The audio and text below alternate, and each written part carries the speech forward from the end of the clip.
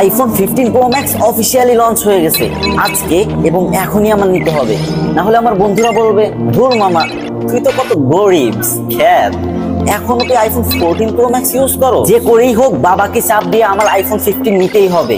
প্রতি সপ্তাহে একদিন মার্কেট না করলে আমাদের তো চলেই না। এই যে যুবক, হ্যাঁ তোমারই বলতেছি, অনেক মার্কেট করতেছো, অনেক টাকা উড়োচ্ছ, আমোদ ফুর্তি করতেছো, খুব ভালো কথা, কিন্তু তোমার জীবনের শেষ মার্কেটের হিসাবটা কি তোমার কাছে আছে ভাই? যদি না থাকে তাহলে তোমার জীবনের শেষ মার্কেটের হিসাবটা আমার কাছ থেকে মিলিয়ে নিতে পারো।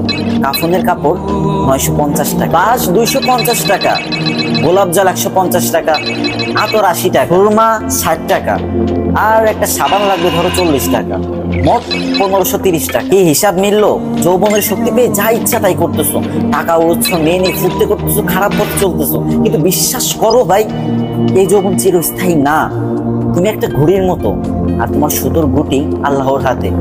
যখন ধরে টান দিবে না ভাই, শেষ, তোমার গল্প শেষ হয়ে। তুমি কিন্তু তোমার হাতের আইফোন 15টা কবরে নিয়ে যেতে পারবা না, কিন্তু কারেন্ট নাই, কেউ তোমাকে ওয়াইফাই ইউজ করতে দেবে না।